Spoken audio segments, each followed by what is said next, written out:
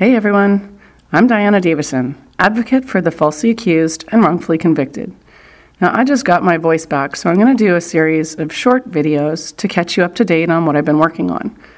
Today, I want to look at a stunning report on how this name and shame #metoo movement is being used as a political tool. An Ontario paper, the Bay Observer, ran an article 3 days ago about bullying going on in the NDP offices. For non-Canadians, that's our Socialist Party.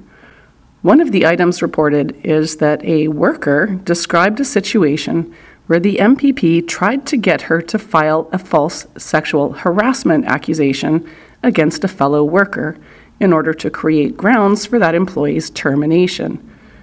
Now, to be honest, I'm not surprised that that happened. I'm just surprised it was admitted and published in the news. The reporter was able to confirm that juicy tidbit with 2 other employees. And given how many careers are being destroyed by the #Believe, #MeToo, #TimesUp craze, I think every major news outlet should be going over what this means for future reporting. Though the woman in the Observer report refused to make the allegation, it's very clear that this type of ambush is not unique, especially given the current lawsuit against CTV for recklessly and irresponsibly reporting sexual misconduct allegations against Patrick Brown. In fact, if the CTV reporters did any due diligence, they'd know that one of Patrick Brown's accusers is working on a master's thesis exploring how feminism can be used as a political tool. So this was sort of a field study for her. But CTV should have already known that because the accuser is good friends with Rachel Aiello, one of CTV's reporters. So I'm fairly sure Aiello knew what her buddy's current thesis paper is about.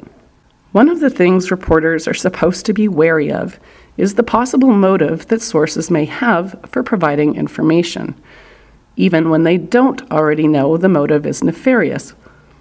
Knowingly allowing your reputation as a respected journalist to be used to spread falsehoods shatters the credibility of both the journalist and the news outlet. That's why news organizations have their own codes of behavior to maintain their credibility with the public.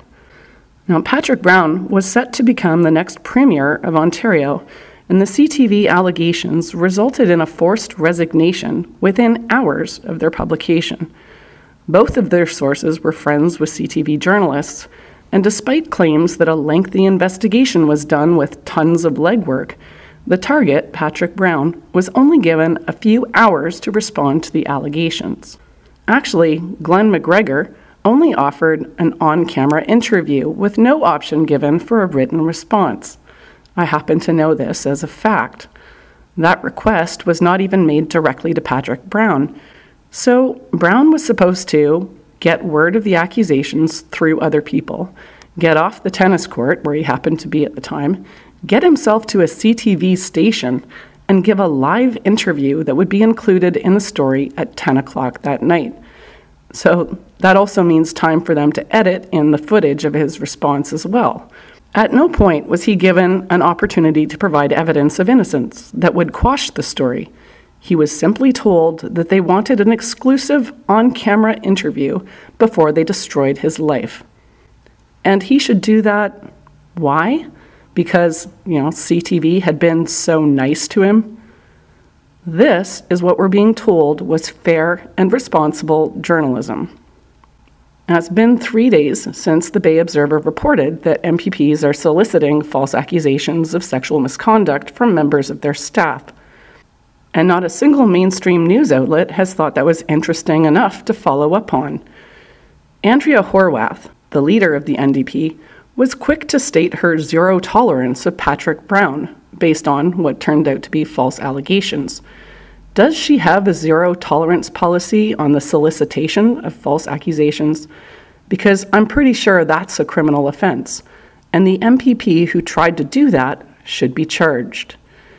Now, what happened to Patrick Brown was a crime. CTV is going to pay for it, and I'm busy working on uncovering the criminals behind it.